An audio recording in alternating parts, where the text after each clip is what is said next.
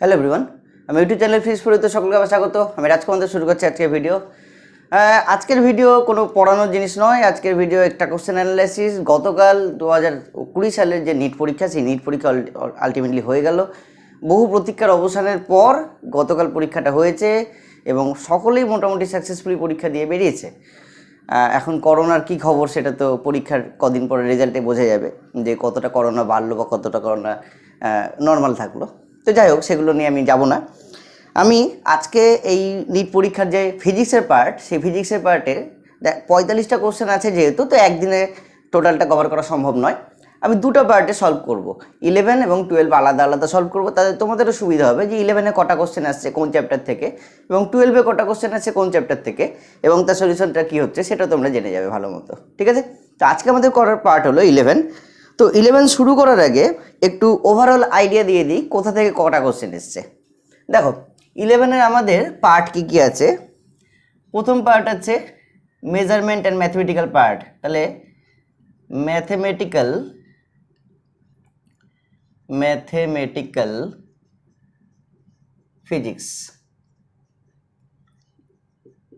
Physics এর আন্ডারে আছে বলতে পারো দুটো চ্যাপ্টার বা তিনটা চ্যাপ্টার অনেক সময় বলা হয়।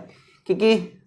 Unit, dimension, error, measurement,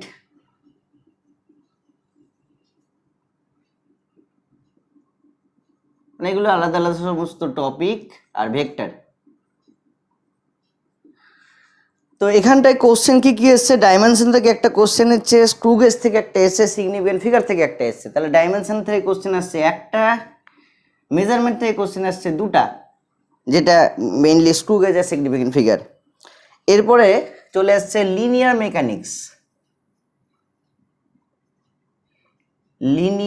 mechanics. আমি খুব শর্টে লিখছি টপিকগুলো। প্রথমটা মোশন ইন 1D, তারপর হলো মোশন ইন 2D, তারপর এটা NLM, তারপর এটা ফ্রিকশন, তারপর এটা ওয়ার্ক পাওয়ার এনার্জি।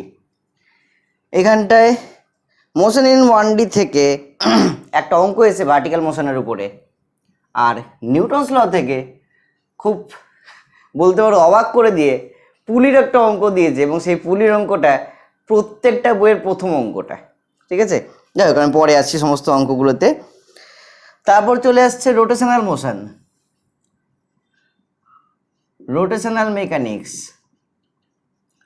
রোটেশনাল মেকানিক্সের মধ্যে পড়ছে সার্কুলার মোশন, তারপর আসছে স্ট্যাটিক্স, তারপরে আসছে রিজিড বডি ডায়নামিক্স। ঠিক আছে, তো এখানটায় সেন্টার অফ মাস থেকে একটা কোশ্চেন এসছে, এবং টর্ক এবং রোটেশনের টর্কের যে পার্টটা, সেন্টার অফ মাস কোথায় পড়ছে? সেন্টার অফ মাস এখানটায় পড়ছে। আর রিজিড বডি ডায়নামিক্স আর স্ট্যাটিক্স মিলিয়ে তোমার টর্কের কোশ্চেনটা সেটা এখানটায় আসছে। অ্যাকচুয়ালি টর্কের যে কোশ্চেনটা আসছে ওটা ভেক্টরের কোশ্চেনও বলতে পারো। তো এটা কম্বাইন্ড কোশ্চেন, এই যে রিজিড বডি ডায়নামিক্স এবং ভেক্টরের কম্বাইন্ড কোশ্চেন এটা। 4 নম্বর পার্ট জিপিএম বা general properties of matter. GPM এর পার্ট হলো প্রথম গ্র্যাভিটেশন, তারপর হলো ইলাস্টিসিটি, তারপর ভিসকোসিটি, তারপর সারফেস টেনশন। তোমরা সকলেই জানো ফ্লুইড ইন রেস্ট আউট করে দিয়েছি সিলেবাস থেকে, তো ফ্লুইড ইন রেস্ট থেকে কোনো কোশ্চেন আসার কথা ছিল না। তো গ্র্যাভিটেশন থেকে একটা কোশ্চেন এসছে, ইলাস্টিসিটি থেকে একটা কোশ্চেন এসছে, ওদিকে ক্যাপিলারি রাইস। হ্যাঁ, ডাইমেনশনের যে কোশ্চেনটা ওটা কিন্তু ইলাস্টিসিটির সঙ্গে কানেক্টেড, মানে ওটা ইলাস্টিসিটি এবং ডাইমেনশন দুটোর কোশ্চেনই বলতে পারো। আচ্ছা, ক্যাপিলারি রাইস মানে হলো সারফেস টেনশন থেকে একটা কোশ্চেন এসছে। এ হলো তিনটা পার্ট। আচ্ছা, এরপর আসছে 5 নম্বর পোর্শন, হিট অ্যান্ড থার্মোডাইনামিক্স। এখানে এক্সপানশন একটা চ্যাপ্টার আছে, এক্সপানশন সলিড লিকুইড গ্যাস একসঙ্গে করে দিচ্ছি, এটা কোনো দরকার পড়বে না কারণ কোশ্চেন আসেনি এক্সপানশন থেকে। তারপর হলো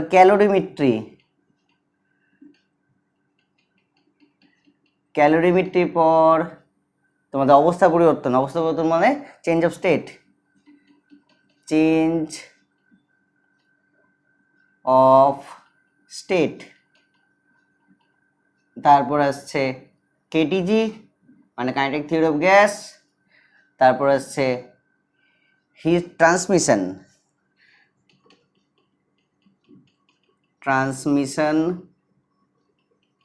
আর আসছে থার্মোডাইনামিক্স। খুব বড় পার্ট, এখানে ইউনিট অনেকগুলো ঢুকে আছে। অ্যাকচুয়ালি কেটি যে থার্মোডাইনামিক্স নিজে একটা করে ইউনিট। ডাইনামিক্স আমি ইউনিট ওয়াইজ বলতে পারতাম, কিন্তু তোমাদের কাছে যেহেতু বইটা বেশি পরিচিত তাই আমি বইয়ের চ্যাপ্টার ওয়াইজ বললাম, ঠিক আছে। ক্যালোরিমিট্রি থেকে একটা অঙ্ক এসছে, খুব অবাক করে দিই, কারণ ক্যালোরিমিট্রির অঙ্ক নর্মালি লোকে জাস্ট ভাবে এগুলো নিটে আসার মতো অঙ্ক না, এগুলো আমরা কি করে করব, মানে করে কি করব, যাই হোক। তারপর কেটিজি থেকে একটা কোশ্চেন এসছে, কাইনেটিক থিওরি অফ গ্যাস, খুব পাতি একটা থিওরি কোশ্চেন এসছে। পরে আসছে আমি কোশ্চেনগুলোতে। মিন ফ্রি পাথের কোশ্চেন এসছে, মিন ফ্রি পাথটাও তোমার কেটিজিরই পার্ট, মিন ফ্রি পাথটাও কেটিজির পার্ট, মানে কেটিজির আরেকটা কোশ্চেন চলে আসলো। তারপর মিন ফ্রি পাথের পর আসছে হাইড্রোজেন গ্যাস প্রেসারের একটা অঙ্ক, এটাও কেটিজির কোশ্চেন। তারপর আসছে কেটিজি, আবার ওটা তুমি গ্যাসের প্রসারণের অঙ্কটা পেয়ে যাবে তোমরা, প্লাস তারপরে আসছে থার্মোডাইনামিক্সের একটা কোশ্চেন, তাহলে টোটাল 5খানা কোশ্চেন আসছে হিট থেকে। আচ্ছা, তারপর আসছে SHM and waves, 6 number SHM and wave. এই পার্টের মধ্যে এসএইচএম একটা চ্যাপ্টার, তারপরে ওই কি বলবো ওটাকে, ড্যাম্পিং ফোর্স অসিলেশন মানে অসিলেশন একটা চ্যাপ্টার, অসিলেশনের পর ওয়েভ একটা চ্যাপ্টার, সাউন্ড একটা চ্যাপ্টার, সুপারপোজিশন একটা চ্যাপ্টার, সুপারপোজিশন একটা চ্যাপ্টার, আর লাস্ট আসছে ডপলার একটা চ্যাপ্টার।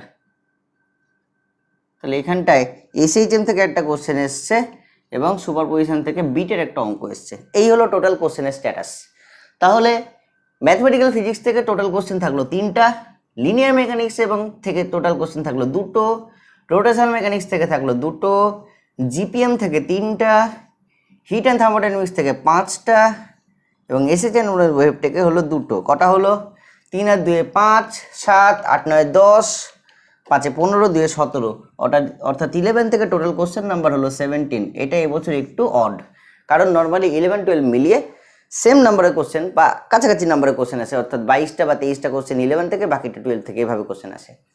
তো যাই হোক, 45টা কোশ্চেনের মধ্যে এই হলো আমাদের কোশ্চেন স্ট্যাটাস। এবার এক এক করে প্রত্যেকটা কোশ্চেনে আসি। আমি নাম্বার ধরে আসছি না, মানে কোনো সেট ধরে মিলাবো না বা সেট ধরে করব না, আমি করব চ্যাপ্টার ধরে, তাহলে তোমাদের এটা ক্লিয়ার হবে যে কোন চ্যাপ্টার থেকে কোশ্চেনটা আসছে। তো মোটামুটি একটা আইডিয়া চলে আসলো।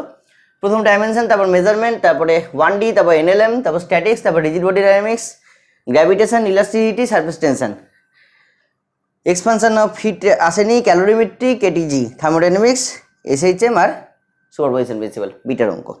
তো শুরু করা যাক এক এক করে অঙ্ক। তাহলে একটা জিনিস দেখো, তোমরা মেকানিক্স নিয়ে সারা বছর প্রচুর টাইম নষ্ট করো। মেকানিক্স থেকে বা রোটেশনাল মেকানিক্সে অনেকের ভয়ের জায়গা থাকে। রোটেশনাল মেকানিক্সে কিন্তু খুব বেশি কঠিন কোশ্চেন আসেনি, সুতরাং ভয়ের জায়গা থেকে ছেড়ে দিলে চলবে না। একবার কোনো অন্তত চোখ বুলিয়ে যেও, যাতে কোশ্চেন সোজা আসলে, কোশ্চেন বেসিক্যালি খুবই সোজা এসে নর্মালি এনটিএর সঙ্গে যখন জিপমার আর এমস অ্যাড হয়ে গেল, সবার মনে একটা ধারণা ছিল যে এবছর হয়তো ফিজিক্স কোশ্চেন খুব কঠিন হবে, স্পেশালি ফিজিক্সটা। কিন্তু দেখা গেলো ফিজিক্স কোশ্চেন অত কঠিন হয়নি। গত বছর যেমন সোজা হয়েছিল এবছরও তেমন সোজা হয়েছে। হ্যাঁ, গত বছরের থেকে একটু স্ট্যান্ডার্ড বেড়েছে বলতে পারো, বাট টিল নাও এখনও অবধি যেগুলো কোশ্চেন আমি দেখেছি 11 এবং 12 মিলিয়ে, অনেক কোশ্চেন ডিরেক্ট থিওরি থেকে অ্যান্সার দেওয়া যায়, কিচ্ছু লাগবে না, নাথিং, কিচ্ছু দরকার নেই। মানে কোনো হাইফাই অঙ্ক করার দরকার নেই, কোনো হাইফাই পদ্ধতি শেখার দরকার নেই, কিচ্ছু দরকার নেই। পাতি তোমাদের যে বইটা আছে পড়ার বইটা, সেই পড়ার বইটা ফলো করো এবং রেগুলার টাচে থাকো। নিটে যেটা মেন প্রবলেম হয়ে যায় সকলের সাথে, সেটা হলো অঙ্ক, সেটা হলো টাইম মতো কমপ্লিট করাটা খুব টাফ হয়ে যায়, কারণ সবারই ফার্স্ট প্রিফারেন্স বায়োলজি দেন কেমিস্ট্রি থাকে। তার বায়োলজির পর কেমিস্ট্রি দিয়ে যখন ফিজিক্সে আসা যায়, ফিজিক্সের জন্য টাইম বেঁচে থাকে না। একটু তো টাইম লাগবে ফিজিক্সে, কারণ আমার এটা টোটাল কোশ্চেনটা সলভ করতে গেলে 1 ঘন্টা লেগেছে। তো আমার যদি 1 ঘন্টা প্রথমবার দেখে যখন 1 ঘন্টা লাগছে, তো তোমাদের তো একটু টাইম লাগতেই পারে। তো ধরে রাখতে হবে 1 ঘন্টাই লাগবে। প্র্যাকটিস করে করে এমন একটা জায়গায় পৌঁছাতে হবে যাতে টাইমটা তোমাদের সবচেয়ে ঠিকঠাকভাবে ইউটিলাইজ করতে পারো। আমার একটা নিজের ভিডিও আছে, সেখানে আমি বলেছি কোথায় কত টাইম দিতে হবে। তো নর্মালি বায়োলজি আর কেমিস্ট্রি 45 মিনিট করে দিয়ে দিলে ফিজিক্সের জন্য এনাফ টাইম পাওয়া যায়। তো এটা একটু মাথায় রেখে যারা নেক্সট পরীক্ষা দেবে তারা রেখো কথাটা, এবং প্রিপারেশান নিয়েও সেভাবে। প্রচুর পরীক্ষা দিতে হবে, এছাড়া একমাত্র মানে এটা একমাত্র অপশন, এছাড়া কোনো অপশন নেই। আচ্ছা, তাহলে শুরু করা যাক। প্রথম ডাইমেনশনের অঙ্কটা বলেছে, আমি কোশ্চেনটা সাইডে দিয়ে দিব। Dimension of stress. স্ট্রেস কথাটার মানে হলো, আমি ভেঙে ভেঙে করছি প্রত্যেকটা অঙ্ক। স্ট্রেস কথাটার মানে হলো force per unit area. Actually ইলাস্টিসিটিতে স্ট্রেস ব্যাপারটা আসে একটা অবজেক্টকে যখন আমি কোনো শেপ চেঞ্জ করতে যাই, সেই শেপ চেঞ্জ করার জন্য তার উপর ফোর্স অ্যাপ্লাই করা হয়। তাহলে পার ইউনিট এরিয়াতে যে ফোর্স অ্যাপ্লাই করা হচ্ছে সেটা হলো স্ট্রেস, বা পার ইউনিট এরিয়াতে যে ফোর্স অ্যাপ্লাই করা হলো তার জন্য ইন্টারনালি যে পার ইউনিট এরিয়াতে ফোর্সটা তৈরি হলো সেটা হলো স্ট্রেস। হ্যাঁ, ম্যাক্সিমাম এই জায়গাটা ভুল হয়, এটা মাথায় রাখো। যাই হোক, আলটিমেটলি কি ইন্টারনাল ফোর্স বাই এরিয়া, তো ফোর্স বাই এরিয়াই হচ্ছে আলটিমেটলি।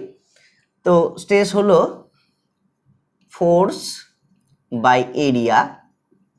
অপশান আছে কি কি, ml t to the power -2, ml square t to the power -2, ml0 t to the power -2 আর ml to the power -1 t to the power -2। তো প্রথমে আমি করে দেখাচ্ছি, তারপর শর্টে করার পদ্ধতি দেখাবো। আর নিচে আছে এরিয়া মানে হলো এল স্কোয়ার, তাহলে হয়ে গেল কত, ml to the power -1 t to the power -2। ঠিক আছে, এবার বলি পরীক্ষায় যখন করতে দেবে এটাকে পুরোটা না করে কি করে করা যায়।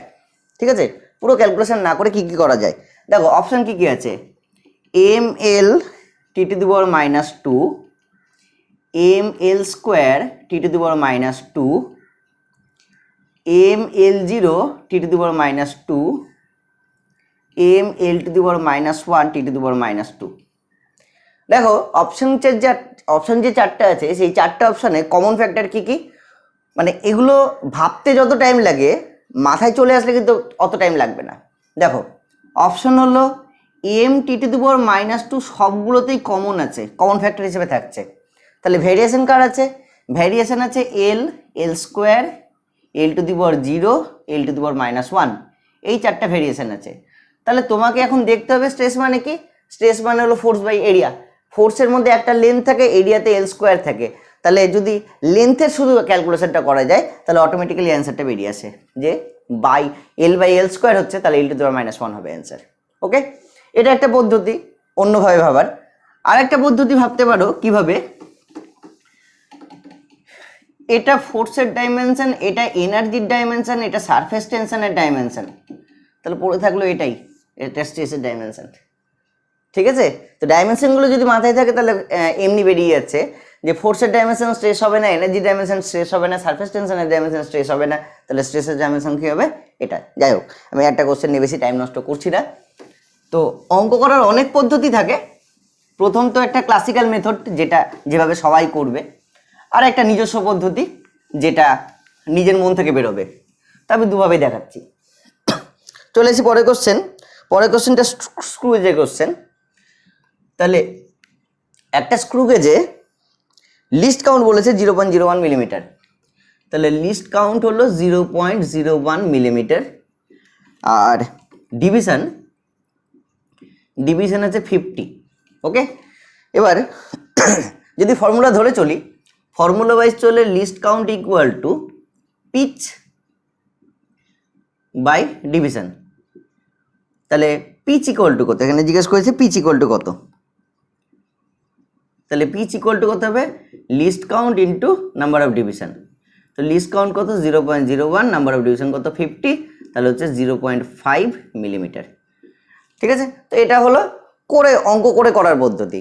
এবার আমি যদি অঙ্ক করে না করতে চাই, যার প্র্যাকটিক্যাল করার নলেজ ঠিকঠাক থাকবে তার এটা অঙ্ক করে করতে লাগবে না, সে কোশ্চেন দেখেই বলে দিতে পারবে। কিভাবে, আমরা যেসব স্ক্রু গেজ পরীক্ষা হলে ব্যবহার করে থাকি, অ্যাকচুয়ালি আমি যখন অ্যান্সার করেছিলাম এটা আমি কোশ্চেন দেখে অ্যান্সার করেছিলাম, ক্যালকুলেশন করিনি, ক্যালকুলেশন ছাড়া এটা অ্যান্সার করেছিলাম। কিভাবে সেটা আবার শেখাচ্ছি। দেখো, এটা হলো আমাদের পরীক্ষা হলে ব্যবহার করা একটা স্ক্রু গেজ, যেটা আমরা সাধারণত ল্যাবে ব্যবহার করে থাকি পরীক্ষাগারে। তো সেই স্ক্রু গেজের যে সার্কুলার স্কেলটা থাকে সেই সার্কুলার স্কেলে 100 ডিভিশন থাকে, মানে খুব কমন এটা। 100 ডিভিশন থাকে এবং 100 ডিভিশনের পিচ হয় 1 মিলিমিটার। তাহলে 100 ডিভিশনে 1 মিলিমিটার পিচ, সেখানটায় লিস্ট কাউন্ট আমাদের বের হয় হলো 0.01 মিলিমিটার, বিকজ ভার্নিয়ার স্কেলে 0.1 মিলিমিটার হয় আর স্ক্রু গেজের লিস্ট কাউন্ট 0.01 মিলিমিটার হয়। এবার এখানটায় বলেছে 100 ডিভিশনের জায়গায় 50 ডিভিশন আছে, তাহলে লিস্ট কাউন্ট সেম, তো এটার সঙ্গে এটা গুণ করলে 1 হয়, তাহলে এখানে কত আছে 100-এর বদলে 50 ডিভিশন আছে, তাহলে অবভিয়াসলি এটা কি হবে, পিচ হবে কত, ওর হাফ হয়ে যাবে, মানে এটা যদি হাফ হয়ে যায় ওটা তো হাফই হয়ে যাবে, কারণ লিস্ট কাউন্ট সেম থাকছে। তো এভাবে মুখে মুখে অ্যান্সারটা করে দেওয়া যায় যে এর জন্য পিচ হবে 0.5 মিলিমিটার। ঠিক আছে, অ্যাকচুয়ালি পিচ কি জিনিস, পিচ হলো একবার টোটাল ঘোরানোতে মেন স্কেল রিডিং কত আসছে। তো এখানে একবার টোটাল ঘোরানো মানে 50 ঘর যাওয়া, তো মেন স্কেল রিডিং কত আসবে, মানে 50 ঘর গিয়ে আমি লিস্ট কাউন্ট যদি এতই হয় তাহলে কি অর্ধেক গেছি, 1 মিলিমিটার তো টোটাল গেলামই না। তো সেটা হলো মেন গল্প। এখানটায় চলে আসে সিগনিফিকেন্ট ফিগারের কোশ্চেন। সিগনিফিকেন্ট ফিগারের কয়েকটা রুল আছে, সেই রুলগুলো যদি জানা থাকে তাহলে সিগনিফিকেন্ট ফিগারের অঙ্ক এমনি হয়ে যায়। তো এই অঙ্কটায় কি করা আছে দেখা যাক। এখানে অঙ্ক দিয়েছে যেটা 9.99 মিটার, সেখান থেকে বাদ দিতে হবে 0.0099, তাহলে দুটো জিরো চলে আসলো, 9.9801, এটা অ্যান্সার বেরোচ্ছে 980। এবার সিগনিফিকেন্ট ফিগার অনুযায়ী অ্যান্সার কত হবে, 9.98 মিটার হবে না, এর সিগনিফিকেন্ট ফিগার অনুযায়ী অ্যান্সার। তার মানে এখানটায় যেহেতু প্রথম যেটা নাম্বার দেওয়া আছে সেটা কত, 9.99 মাইনাস 0.0099, এটা হলো কোশ্চেন দেওয়া আছে, এই নাম্বারের উপর বেস করে অ্যান্সারটা আসছে। ঠিক আছে, প্রথমটা যেহেতু দশমিকের উপরে দুটো ঘর নেওয়া আছে তাই অ্যান্সারটা দশমিকের উপরে দুটো ঘর দিয়ে আমাদের নিতে হচ্ছে। এটা হলো সিগনিফিকেন্ট ফিগারের একটা নিয়ম, তো সেই নিয়ম অনুযায়ী অ্যান্সারটা আসলো। চলে আসি তারপরের কোশ্চেনে। তাহলে ম্যাথমেটিক্যাল ফিজিক্সের যে 3টা অঙ্ক ছিল সেই 3টা অঙ্ক হলো। এবার চলে আসি মোশন ইন 1Dর একটা অঙ্ক। নিউটনিয়ান মেকানিক্সে ঢুকে পড়েছে। নিউটনিয়ান মেকানিক্সের প্রথম অংশ হলো তোমার motion in 1D linear mechanics. তাহলে 4 নম্বর অঙ্ক চলে আসলাম। কি বলেছে, a ball is thrown vertically downward with a velocity 20 metre per second from the top of a tower. মানে একটা টাওয়ারের টপে দাঁড়িয়ে আছি এবং সেখান থেকে একটা বলকে নিচের দিকে 20 মিটার পার সেকেন্ডে ছোড়া হয়েছে, তাহলে এটা আমার ইউ। এবার কি বলেছে, hits the ground after some time with a velocity of 80 metre per second. তাহলে যখন গ্রাউন্ডে হিট করলো তখন ওর ভেলোসিটি কত হলো, ভেলোসিটি হলো ভি, সেটা হলো 80 মিটার পার সেকেন্ড। কোশ্চেন কি করেছে, জি কে 10 ধরে নিতে বলেছে, নর্মালি সেটাই বলে থাকে সব জায়গাতে। জি কাজ করছে ডাউনওয়ার্ড, তার ভ্যালু হলো 10 মিটার পার সেকেন্ড স্কোয়ার। তো জিজ্ঞেস করেছে হাইট অফ দ্য টাওয়ার কত, মানে এইটা হলো হাইট, তা হাইট অফ দ্য টাওয়ার কত হবে। তাহলে ইউ আছে, ভি আছে, জি আছে, এইচ আছে। ফর্মুলা কি, ফর্মুলা সেই বহু পরিচিত v square equal to u square, plus না মাইনাস, নিচের দিকে যাচ্ছে জি ডাউনওয়ার্ড, তো প্লাস 2gh। তাহলে 2gh ইকুয়াল টু কত হলো, v square minus u square. তাহলে 2gh equal to v plus u, v minus u, তাহলে মানটা বসাও, 2 × 10 × h equal to v plus u কত, 80 + 20, আর এটা হলো 80 - 20। আমি স্কোয়ারের গুণটা বাঁচানোর জন্য এই পদ্ধতি করলাম।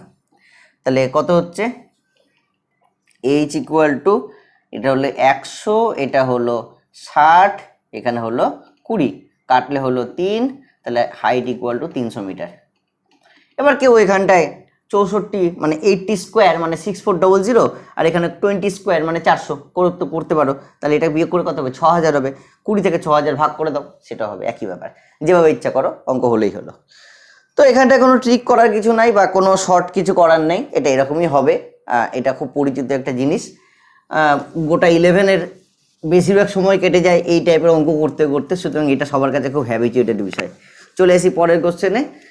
এটা বললাম কেন, কারণ 11-এর বেশিরভাগ টাইম মেকানিক্স করে কাটিয়ে দেওয়ার জন্য ইলেভেনের বাকি চ্যাপ্টারগুলো লোকের একটু করা কমই হয়। তো যারা পড়ছো তারা এই ভুলটা করো না, যেটা যখন চলছে সেটা যখন করো তাহলে তোমাদের দেখবে সব জায়গাতেই ঠিকঠাক বজায় থাকছে সব কিছু। চলে আসি তারপরের অংশ। পরের অঙ্ক কটা হলো? 1 2 3 4 5, 5 নম্বর অঙ্ক করব। পুলির অঙ্ক নর্মালি আসে না, যদিও বা এসেছে তাও বাচ্চাদের পুলির অঙ্ক এসছে, যেটা সকলেই পুলির অঙ্ক শেখার ফার্স্ট স্টেপে যে অঙ্কটা করে। আমার ভিডিওর মধ্যেও দেখবে এই অঙ্কটা দিয়ে আমি স্টার্ট করেছিলাম পুলির অঙ্ক পড়ানো, এবং বলেছিলাম যখন পুলির অঙ্ক আসে না তখন ছবিতে এটাই আঁকা ছিল। তো এটা আছে 4 কেজি, এটা আছে 6 কেজি। প্রথমে আমি ভেঙে করি। এদিকে কাজ করছে 6 ইন্টু জি, আর এদিকে কাজ করছে 4 ইন্টু জি, এদিকে কাজ করছে টি, এদিকে কাজ করছে টি। অ্যাক্সিলারেশন কাজ করবে এদিকে, অ্যাক্সিলারেশন কাজ করবে এদিকে। ভেঙে করছি মানে প্রথমে আমি ফর্মুলা ফেলে করছি, তারপর মানে ফর্মুলা ইকুয়েশন তৈরি করে করছি, তারপর ফর্মুলা ফেলে করব। তাহলে কি হবে? T minus 4g equal to 4a, আর এখানটা হবে 6g minus T equal to 6a। যোগ করে দাও, টি টি কেটে গেল, তাহলে কত হচ্ছে? 6 আর 4 যোগ করলে 10g ইকুয়াল টু, যোগ করে তো কাটবে না, বিয়োগ করে কাটতে হবে। দাঁড়াও,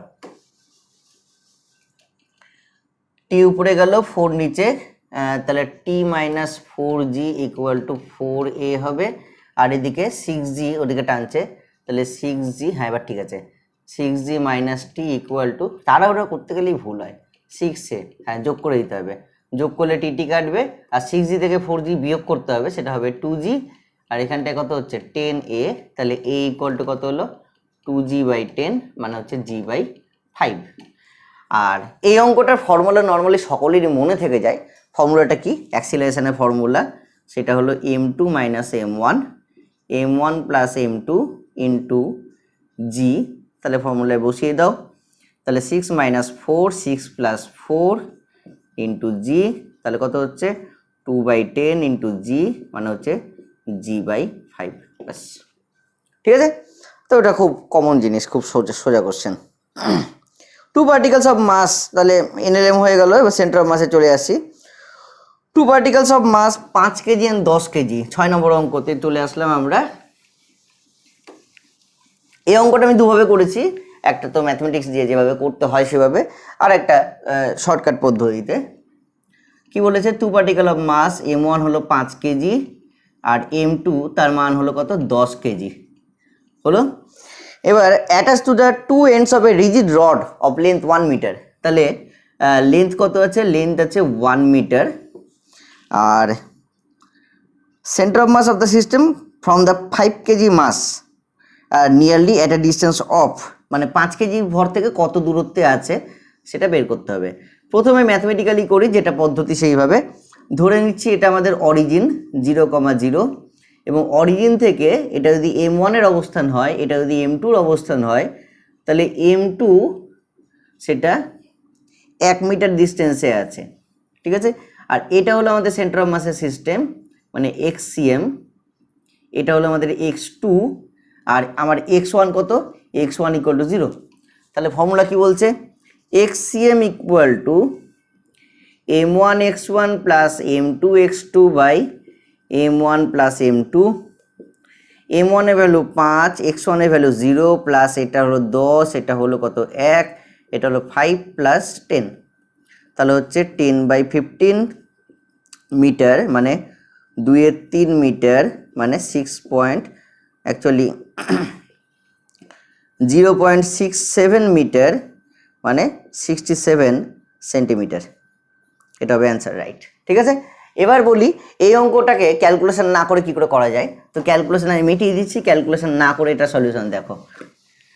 জাস্ট আমি এইটুকুটা দেখেছিলাম, এইটুকুটা দেখেই সলিউশন বলে দিয়েছিলাম একটা লজিক দিয়ে। কিভাবে?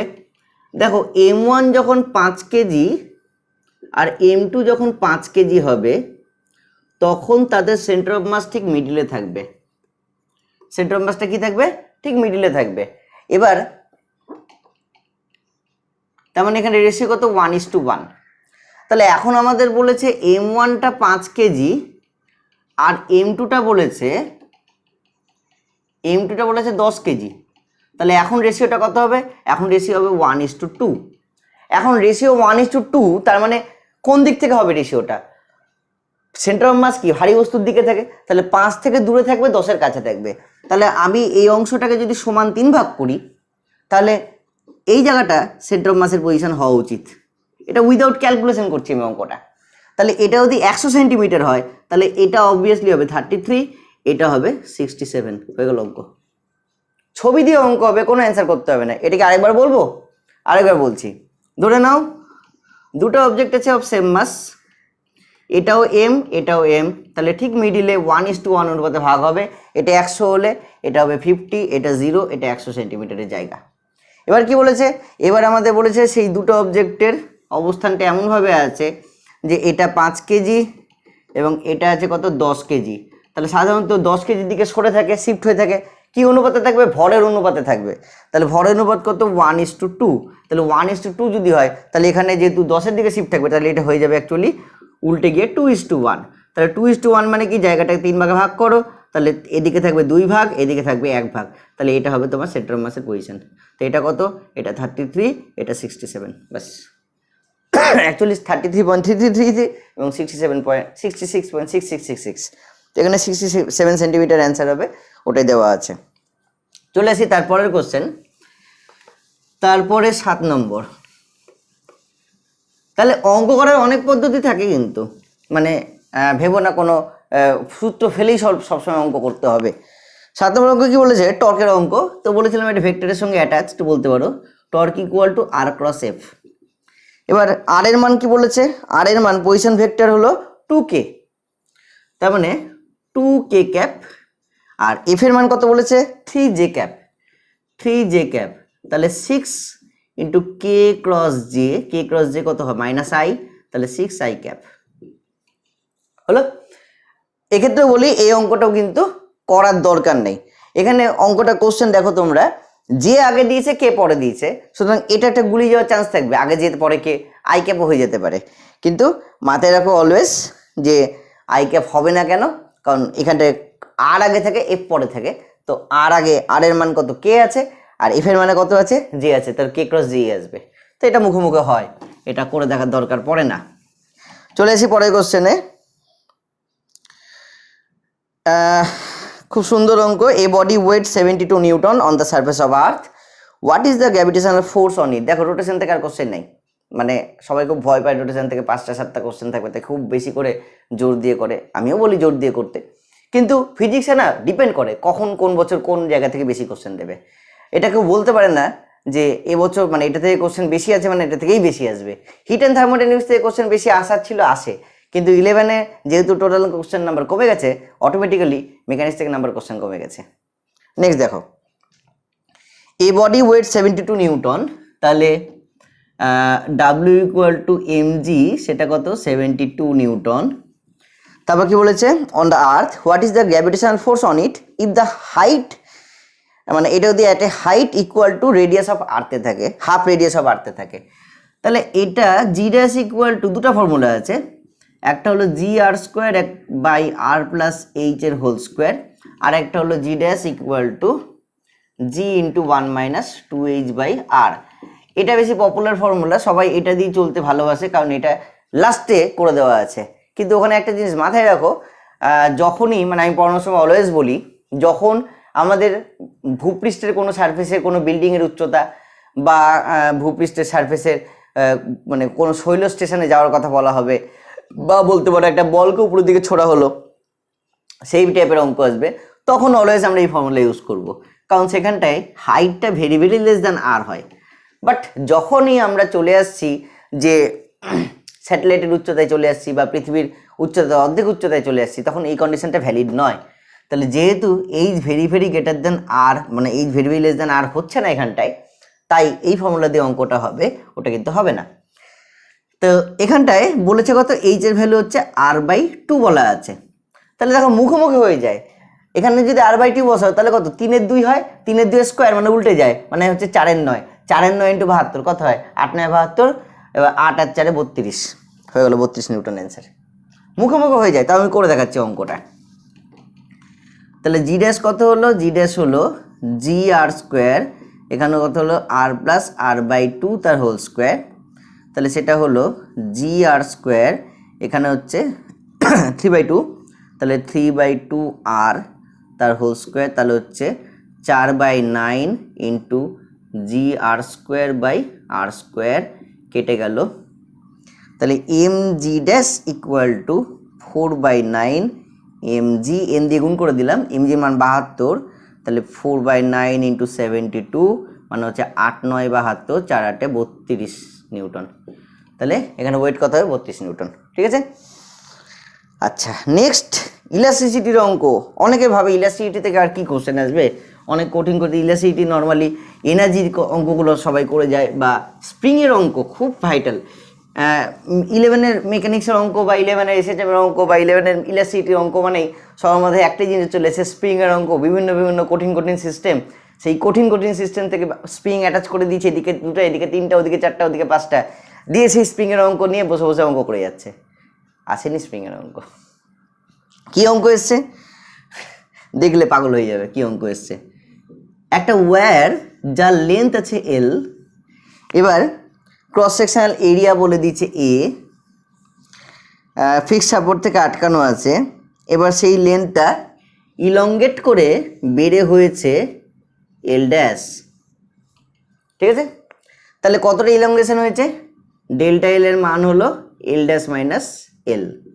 কোশ্চেন কি বলেছে বলো তো, find the value of Young modulus, class 9-এর কোশ্চেন। তো এখানটা ঝোলানো আছে কি, ঝোলানো আছে ক্যাপিটাল এম একটা মাস ঝোলানো আছে, ওটা ছবিতে দেওয়া উচিত আমার।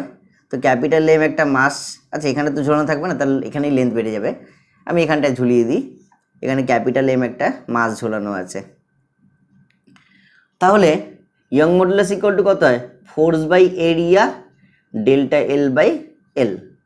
তাহলে ফোর্সের জায়গায় capital M G by A আসলো, আর এটা উল্টে গেল, উল্টে গেলে এল বাই ডেল্টা এল আসবে। ডেল্টা এল এর মানটা বসিয়ে দাও, ডেল্টা এল এর মানটা হবে এল ড্যাশ মাইনাস এল। তাহলে হয়ে গেল কত, m g l by a l dash minus l. এটা ক্লাস 9-এর ফর্মুলা, এটা নিটে এসছে। ও L1 আছে, এল ড্যাশ না, L1 আছে, তো L1ই দিই, তাহলে তোমাদের আবার কনফিউশন চলে আসবে যে এল ড্যাশ আমি কোথা থেকে পেলাম, L1। আচ্ছা, next question, capillary rise of surface tension, জুডিস মেথড, জুডিন্স যে সূত্র আছে, যে সেই জুডিনের সূত্রের অঙ্ক। ঠিক আছে, ক্যাপিলারিটি আসলে আশা করি সকলেরই মনে আছে, যে কোনো একটা ক্যাপিলারি টিউবকে যখন একটা পাত্রের মধ্যে ডোবানো হয়, তখন সেখানটা দিয়ে একটা উচ্চতায় জল উঠে আসে সারফেস টেনশনের জন্য। তো সেটা কি হয়, রেডিয়াসের সঙ্গে ব্যাসানুপাতি হয় হাইটটা, রেডিয়াস যত মোটা হবে হাইট তত কম উঠবে, এটাই জুডিনের সূত্র। তাহলে ছবি ধরে যদি অঙ্কটা দেখানো যায়, যেখানে রেডিয়াস এরকম করে দিয়েছে, প্রথমটা রেডিয়াস আর, তো এটা R1-এর ভ্যালু, R2-র ভ্যালু কত 2R, মানে রেডিয়াস হয়ে গেছে ডবল। তাহলে এখানটায় যদি হাইট হয়, এটা ধরো জল এই উচ্চতায় আছে এখানটায়, তাহলে হাইট কত, এটা আমার এখানে হাইট এইচ, তাহলে এখানে হাইটটা কত হবে, অবভিয়াসলি তার অর্ধেক হয়ে যাবে, অর্ধেক উচ্চতায় জল উঠবে, h/2 হয়ে যাবে। ঠিক আছে, এবার এই জলের যে মাস, সেই মাসটা বলেছে কত 5 গ্রাম, তাহলে এই জলের মাসটা কত সেটা আমাদের বের করতে হবে, এই মাসটা কত। তাহলে কিভাবে এগোবো, প্রথম জুডিনের সূত্র থেকে R1H1 ইকুয়াল টু R2H2, সেখান থেকে H2/H1 ইকুয়াল টু কত R1/R2 করে ফেললাম। এবার মান বসাও, প্রথম ব্যাসার্ধ বলেছে R, তারপরে ব্যাসার্ধ 2R, মানে হচ্ছে 1/2, আর H2টা বের করতে হবে, H1-এর হাইট হচ্ছে H, সেটা 1/2, তাহলে H2 কত হলো, H/2 হলো। এবার জলের পরিমাণ চেয়েছে, এবার জলের পরিমাণ কি, সিলিন্ডারের ভলিউম দিয়ে বেরোবে। তাহলে প্রথম যে অংশ জল উঠেছে তার ভলিউম V যদি হয় πr1² তার মানে সেটা হবে πr²H, আর দ্বিতীয় ভলিউম যেটা জল উঠেছে সেটা হলো πr2² × H2, মানে হচ্ছে πr2 ইন্টু 2r তার হোল স্কোয়ার ইন্টু h/2, তাহলে হচ্ছে 4 ইন্টু হাফ ইন্টু পাই আর স্কোয়ার এইচ, তাহলে হচ্ছে 2 ইন্টু পাই আর স্কোয়ার এইচ, মানে হচ্ছে 2v1। ঠিক আছে, এবার ভলিউমের সঙ্গে মাস প্রপোর্শনাল, কারণ যেহেতু জল আছে, ডেন্সিটি কনস্ট্যান্ট, তাহলে m1 v1 proportional to m1, তাহলে v1 প্রপোর্শনাল টু যদি m1 হয়, তাহলে v2 মান কত হবে? v2 মান হচ্ছে 2v1, তাহলে সেখান থেকে মাস হবে 2m1। ঠিক আছে, আমি শর্টে করলাম, ম্যাথমেটিক্যালিও করা যেতে পারে। তাহলে m1 এর ভ্যালু কত? m1 এর ভ্যালু হলো 5 গ্রাম, তাহলে m2 এর ভ্যালু কত হবে? m2 এর ভ্যালু হবে 2 ইন্টু 5, মানে হচ্ছে 10 গ্রাম। ঠিক আছে, সোজা কথায় ভলিউম যেহেতু ডবল হয়ে গেছে, ভরটাও হয়ে যাবে ডবল। তা ভলিউম হয়েছে 5 গ্রাম, মানে v1 থেকে 2v1, তাহলে ভর ছিল 5 গ্রাম, সেটা হয়ে যাবে 10 গ্রাম। ঠিক আছে, 10.0 গ্রাম অ্যান্সার আছে, সেটা হবে অ্যান্সার। এবার চলে আসি, হ্যাঁ, সেই সুন্দর অঙ্কটা ক্যালোরিমেট্রি, যেটাকে লোকে পাত্তা দেয় না চ্যাপ্টারটাকে। ক্যালোরিমেট্রি থেকে কি অঙ্ক আছে দেখো। অঙ্কটা দেখে বা পড়ে মনে হয় বাপরে এটা কি অঙ্ক, এই অঙ্কটা কি করে করা যায়, এরকম তো কোনো সূত্র পড়িনি কোনোদিন। কিন্তু ভালো করে একটু পড়ে দেখো, অঙ্কের মধ্যে উত্তর আছে। The quantities of heat required to raise the temperature of two solid copper sphere of radius r1 and r2, যেখানে r1 ইকুয়াল টু 1.5 r2 বলে দেওয়া আছে, থ্রু 1 কেলভিন। তো এখানটায় কন্ডাকশনের কথা মাথায় চলে আসবে, বা তোমাদের থার্মোডাইনামিক্সের কথা মাথায় চলে আসবে, অনেক কিছু মাথায় চলে আসবে। ক্লু কোনটা ধরার, যে raise the temperature of two copper, তো টেম্পারেচার আছে ডেল্টা থিটা, তার মান হচ্ছে 1 কেলভিন, আর কপার দুটাই, তাহলে কপার ম্যাটেরিয়াল যখন, তাহলে ম্যাটেরিয়ালে কি সি লাগবে, সি কত? 0.09 কপারের হয়ে থাকে, না হলেও চলবে, ওটা কোনো দরকার পড়ে না অঙ্কটায়।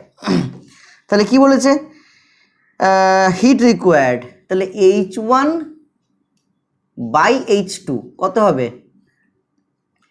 M1 C delta theta by M2 C delta theta, H equal to MC delta theta, যেটা মেন ফর্মুলা হিটের, সেখান থেকে অঙ্কটা।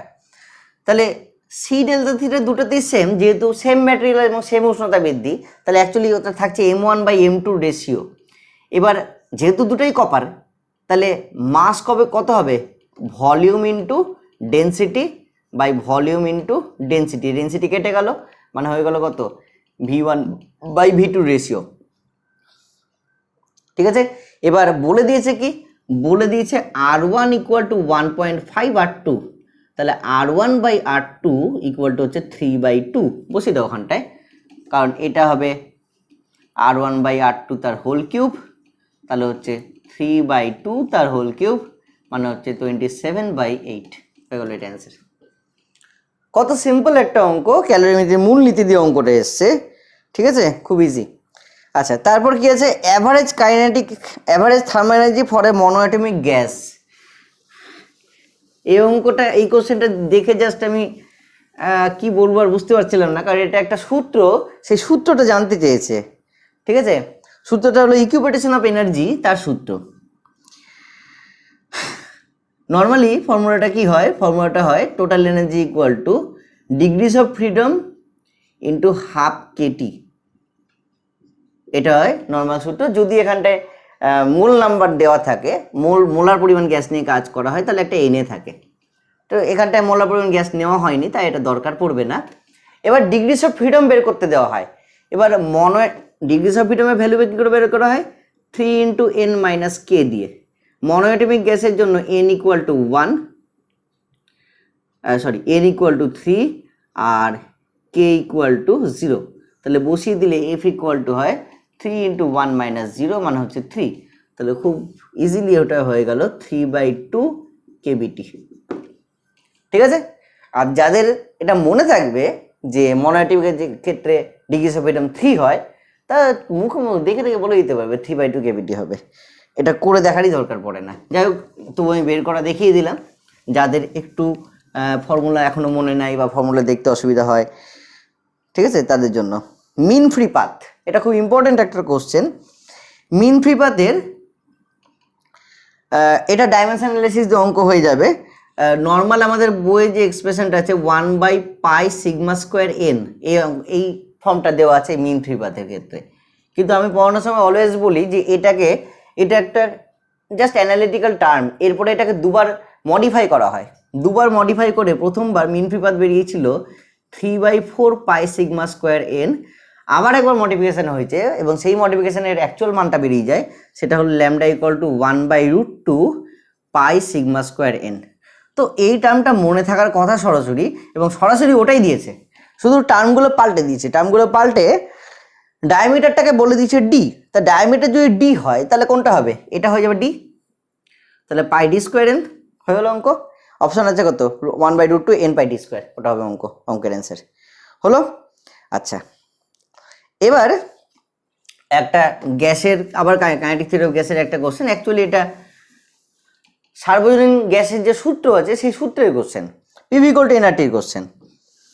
এখানে প্রেসার বলেছে 249 কিলো পাস্কাল, তার মানে 249 ইন্টু 1000 পাস্কাল। তারপর বলেছে টেম্পারেচার হলো 27 ডিগ্রি সেন্টিগ্রেড, মানে হচ্ছে 300 কেলভিন, আর সেটা বলেছে 8.3 জুল পার মোল কেলভিন। আর কি চেয়েছে? Density of the hydrogen gas. আমি এটা বিভিন্ন জায়গায় দেখলাম, বিভিন্ন জায়গায় অ্যান্সার ভুল দিয়েছে, মানে অলরেডি যেগুলো অ্যান্সার কি বেরিয়েছে বা যারা সলিউশন করেছে। তো কিভাবে করতে হবে? PV equal to NRT main formula, আমি একটু ভেঙেই দেখাচ্ছি। তাহলে পিভি ইকুয়াল টু যেটা weight of by molar mass into RT, তাহলে W/V এটা হলো ডেনসিটি, সেটা হবে PM/RT। তাহলে আলটিমেটলি ডেনসিটি ভ্যালু কত বেরোলো? এটা যারা কেমিস্ট্রিতে করো, কেমিস্ট্রিতে এটা খুব কাজে লাগে, তো এটা ফর্মুলা ভুল হওয়ার কথা না কারোর। এটা হচ্ছে PM/RT। একটা জিনিস ভালো করে মাথায় রাখবে কোথায় কোথায় ভুল হতে পারে। দেখো, প্রথম ভুল যেটা হতে পারে 249কে 250 ধরে নেওয়ার একটা টেন্ডেন্সি আছে সবার, তো ওই জায়গাটা ভুল হতে পারে, কিন্তু এখানে এখন 8.3 বেরিয়েছে, তো 8.3 এটাকে কেটে যায়, সেজন্য ওটা ভুল করে কাটার চেষ্টা করো না, মানে 250 করো না, 249ই থাকলো ইন্টু 1000 থাকলো। মোলার মাসকে হাইড্রোজেনের 2 ধরা হয়, এবার দুইটা গ্রামে ধরা হয়, এটা আরেকটা ভুলের জায়গা, এটা গ্রাম না, এটা হচ্ছে কেজিতে করতে হবে, কারণ এটা সিজিএস পদ্ধতি। তাহলে 2/1000 করলাম, ইন্টু আর এর মান কত? 8.3, আর টি এর মান কত? 300। তাহলে একটা পয়েন্ট উঠিয়ে এখানে 10 করে দাও, 1000-এর সঙ্গে 1000 কেটে দাও, এটা কেটে দিয়ে 3 করে দাও, 3 কেটে দিয়ে 100 করে দাও, একটা শূন্য কেটে দাও, কত হচ্ছে? 2/10 ইকুয়াল টু হবে 0.2। এবার কি করে এটার অ্যান্সার 0.1 বের করেছে আমার মাথায় ঢোকে নি, তাহলে আই থিঙ্ক এটা 0.2ই হবে, তোমরা একটু মিলিয়ে নিও কি হবে। হলো 2 সিলিন্ডার, এটা একটা কনসেপচুয়াল কোশ্চেন, এখানটায় কোনো অঙ্ক করতে হবে না, সিম্পল কনসেপ্টে এটার অ্যান্সার হয়ে যাবে। জাস্ট একটা ওয়ার্ড, এর পরের কোশ্চেনটা দেখতে হবে, একটা ওয়ার্ড দিয়ে অ্যান্সার বেরোবে এখানটায়, সেই ওয়ার্ডটা আছে বলে অ্যান্সার এটা হচ্ছে। কি বলেছে? দুটো সিলিন্ডার আছে যাদের ক্যাপাসিটি ইকুয়াল, মানে যাদের ভলিউম ইকুয়াল, ঠিক আছে? তাহলে এটা হলো একটা cylinder A and cylinder B. এবার কি বলেছে? Connected to each other via stopcock, মানে এখানে একটা স্টপ কক দিয়ে, এটাকে আটকে রাখা হয়েছে, যে এটা যাতে যদি সরিয়ে দিই তাহলে তারা কানেক্টেড হয়ে যাবে। ওকে, এই contents of ideal gas at standard pressure and temperature, তার মানে এখানে এনটিপি আছে, এনটিপিতে আইডিয়াল গ্যাস আছে, আর এই জায়গাটা কিচ্ছু নাই, ভ্যাকুয়াম আছে, and the entire system is thermally insulated, এই জায়গাটা কমপ্লিটলি ভ্যাকুয়াম, ঠিক আছে? এবার টোটাল জায়গাটা থার্মালি ইনসুলেটেড বাইরে থেকে, মানে বাইরের সঙ্গে হিটের কোনো আদান প্রদান হওয়ার কোনো অপশান নেই। এবার the stopcock is suddenly opened, এই যে সাডেনলি কথাটা, এই সাডেনলি কথাটাই উত্তর দিয়ে দিচ্ছে কি হচ্ছে। অপশান কি? Isothermal, adiabatic, isochoric, isobaric. Suddenly হলে মানে এখানে যেহেতু খুলে দিচ্ছে হঠাৎ করে, তো বেলুন ফাটার মতো ব্যাপার হচ্ছে, তো বেলুন ফাটা কি জিনিস হয়? অ্যাডিয়াবেটিক কন্ডিশন হয়, অ্যাডিয়াবেটিক মানে রুদ্ধতা প্রক্রিয়া, তো এটাও অ্যাডিয়াবেটিক হবে এটার অ্যান্সার। মানে খুব কমন এক্সাম্পল, বেলুন ফাটা, সাইকেলের টায়ার বাস্ট হয়ে যাওয়া, এগুলো তোমাদের দেখবে বইয়ে আছে। তো হঠাৎ কোনো প্রক্রিয়া, অবশ্যই অ্যাডিয়াবেটিক প্রক্রিয়া, আর যখন প্রক্রিয়াটা স্লো হবে বা খুব মন্থর হবে, কোয়াসিস্ট্যাটিক হবে, তখন ওটা আইসোথার্মাল হয়ে থাকে। আর আইসোকোরিক তো হওয়ার কোনো চান্সই নেই, কারণ ভলিউম ইনক্রিজ করছে। আইসোবারিক হওয়ার কোনো চান্স নেই, কারণ ভলিউম মানে প্রেসার ডিক্রিজ করবে, যেহেতু জায়গাটা বড় হয়ে যাচ্ছে, প্রেসার ডিক্রিজ করবে। তো হয়ে গেল এটা। চলে আসি পরেরটা। পরের কোশ্চেন এসএইচএম এর কোশ্চেন, খুব এইটাও কনসেপচুয়াল কোশ্চেন আর খুব সুন্দর একটা কোশ্চেন। এসএইচএম এ কি বলেছে, phase difference between displacement and acceleration. Normally Y equal to আমরা এ সাইন ওমেগা টি নিয়ে কাজ করি, তাহলে এখান থেকে ভেলোসিটি হবে ওমেগা এ কস ওমেগা টি, তাহলে অ্যাক্সিলারেশন হবে মাইনাস ওমেগা স্কোয়ার এ সাইন ওমেগা টি। তাহলে একটা সাইনের গ্রাফ, একটা মাইনাস সাইনের গ্রাফ, তাহলে ছবিটা কেমন হবে? সাইনের গ্রাফটা যদি হয় আমার এরকম, এটা যদি ওয়াইয়ের গ্রাফ হয়, তাহলে অ্যাক্সিলারেশন গ্রাফ কেমন হচ্ছে? অ্যাক্সিলারেশন গ্রাফ তার থেকে বেশি হবে এবং নেগেটিভ সাইনের গ্রাফ হয়ে স্টার্ট করবে। তাহলে এদের মধ্যে ফেজ ডিফারেন্স কত? খুব ইজিলি বলে দেওয়া যায় যে এই পয়েন্টে এটার আর এই পয়েন্টে এটা একই রকম আছে, তাহলে এই ফেজটা কত? পাই। তাহলে এটা হলো পাই ফেজ ডিফারেন্স থাকছে এদের মধ্যে। অপশন ছিল পাই, 3π/2, π/2 আর 0, এখানে একটাও হবে না, এটা হবে পাই ফেজ ডিফারেন্সের একটা গ্রাফ। লাস্ট অঙ্ক ক্লাস 11-এর বিটের অঙ্ক। তাহলে দেখো যতগুলো অঙ্ক করলাম এখান থেকে 11-এর পার্ট থেকে, একটাও কিন্তু তোমার হাইফাই কোনো নলেজের অঙ্ক না, খুব সহজ নলেজের অঙ্ক। জাস্ট এইচএস লেভেলের যদি পড়াটা ঠিকঠাক মাথায় বসে গিয়ে থাকে এবং যদি রিভিশন ঠিকঠাক দেওয়া হয়, এগুলো কোনো ব্যাপারই না। In a guitar, two strings A and B made of same material sound slightly out of tune and produces beat of frequency 6 Hz. তাহলে NA minus NB এটা হবে 6, অথবা NB minus NA এটা হবে 6। কোনটা হবে বলা নাই, ঠিক আছে? এবার কি বলেছে, when tension in B is slightly decreased, তার মানে B এর টেনশন চেঞ্জ করে দেওয়া হয়েছে, তাহলে হবে কত? NA minus NB ড্যাশ, সেটা হবে 7, ফ্রিকোয়েন্সি ইনক্রিজ টু 7। এটা হলো NB ড্যাশ মাইনাস NA, সেটা হবে 7। এখন দেখতে হবে এটা রাইট হচ্ছে নাকি এটা রাইট হচ্ছে, এটা হলো কোশ্চেন। এবার কি হচ্ছে দেখো, গিটারের তারের টেনশনটাকে কমিয়ে দেওয়া হচ্ছে, তাহলে N প্রপোর্শনাল টু T, এটা তো আমরা সকলেই জানি, ওকে? তাহলে NB ড্যাশ কত হবে? T/T ড্যাশ হবে। এবার T ড্যাশটা কি হয়েছে? ছোট হয়ে গেছে, তাহলে টেনশন কমে গেছে, মানে কি ফ্রিকোয়েন্সি কমে গেছে, তাহলে NB/N ড্যাশ কত হচ্ছে? গ্রেটার দ্যান 1 হচ্ছে, তাহলে NB dash less than NB হবে। তার মানে কি টেনশন কমে গেলে ফ্রিকোয়েন্সি কমে যায়। এবার লজিক্যালি বলছি, ম্যাথমেটিক্স বাদ দাও, তাহলে ছোট হচ্ছে, ব্যাস ওইটুকুটাই ছাড়ো। টেনশন কমে গেলে ফ্রিকোয়েন্সি কমে যায়, তাহলে এটার মান যদি ছোট হয় তাহলে বিয়োগফল বাড়বে, কিন্তু এটার মান যদি ছোট হয় তাহলে বিয়োগফল কমবে, তাহলে বিয়োগফল কমার থেকে এখানে বেড়েছে, তার মানে এই অপশনটা হতে পারে না। তাহলে রাইট অপশন কোনটা? এটা রাইট অপশন, যে এটার থেকে এটার মান ছোট হয়েছে, তার মানে বিয়োগফলটা বেড়েছে। তাহলে বিয়োগফলটা বেড়েছে, তার মানে এটা আমাদের সঠিক ফর্মুলা, এটা আমাদের সঠিক ফর্মুলা হবে না, এটা দিয়ে কাজ করা যাবে না। তার মানে NA minus NB equal to হবে 6। দেখো এটা তো এইচএস না, তো তোমাকে লিখে লিখে লজিক ধরে ধরে বলতে হবে, জাস্ট লজিকলি ভেবে নিতে হবে কি হচ্ছে। তাহলে NA কত হবে? NA বলেছে 530, NB বলেছে, NB কিছু বলেনি, এটা 6, তাহলে NB কত হবে? 530 মাইনাস 6, তাহলে NB হলো 524 হার্জ। ব্যাস এই হলো তোমার অঙ্ক।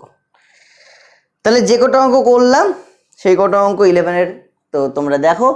নেক্সট ভিডিও ক্লাস 12-এর পার্ট নিয়ে করব। ক্লাস 12-এর পার্টের যেগুলো অঙ্ক এসছে, প্রথমে কোশ্চেন অ্যানালাইসিস করবো, কোন কোন চ্যাপ্টার থেকে কটা কোশ্চেন এসছে, তারপরে প্রত্যেকটা কোশ্চেন ধরে ধরে তার থিওরি ধরে অঙ্ক করব। ভালো করে মাথায় রাখো, ক্লাস 11-এর সব চ্যাপ্টার ইম্পর্টেন্ট, তুমি বলতে পারো না কোন চ্যাপ্টার থেকে কোনো কোশ্চেন কটা কোশ্চেন আসবে। আর সবচেয়ে যেটা গুরুত্বপূর্ণ বিষয় নিটের, সেটা হলো টাইম ম্যানেজমেন্ট। টাইম ম্যানেজমেন্ট ঠিকঠাক না হলে নিট পরীক্ষায় রেজাল্ট তোমরা আশানুরূপ করতে পারবে না, কোশ্চেন আটকাবে না। ফিজিক্সের কোশ্চেন সব থেকে সোজা হয় নিটে। বোঝা গেল? তাই নিটের প্রিপারেশানের জন্য কখনোই কঠিন অঙ্ক, খুব বেশি কঠিন অঙ্ক করতে যাবে না। হ্যাঁ, নর্মাল যেগুলো অঙ্ক, সেই অঙ্কগুলো করার জন্য প্র্যাকটিস থাকে, আর থিওরি যেন 100% ক্লিয়ার থাকে। মেন থিওরি, আর কিচ্ছু লাগবে না, মেন থিওরি পড়ো। কোনো কঠিন কঠিন বই করার দরকার নেই, কোনো কিচ্ছু দরকার নেই। আমি বলি তো, 1 ঘন্টায় তুমি যদি বসে 2টা কঠিন অঙ্ক করো, তার চেয়ে ভালো যে 1 ঘন্টায় তুমি বসে 50টা সোজা অঙ্ক করো। তোমার 50 সোজা অঙ্কতে অনেক বেশি অ্যাকুরেসি আসবে, অনেক বেশি হাতে স্পিড বাড়বে। যাই হোক, আজকে আর কিছু কথা না বলে নেক্সট ভিডিওর জন্য তোমরা ওয়েট করো। নেক্সট ভিডিও ক্লাস 12-এর নিটের সলিউশন নিয়ে আলোচনা করবো। আজকের জন্য ধন্যবাদ। ঠিক আছে, ভিডিওটি ভালো লাগলে অবশ্যই একটি লাইক দিও, এবং আমার 1000 সাবস্ক্রাইবার হতে আর কিছু হতে দেরি আছে, তাড়াতাড়ি সাবস্ক্রাইব করো, যাতে আমার সাবস্ক্রিপশনটা 1000-এর মধ্যে, এই মাসের মধ্যেই কমপ্লিট হয়। ওকে, বাই।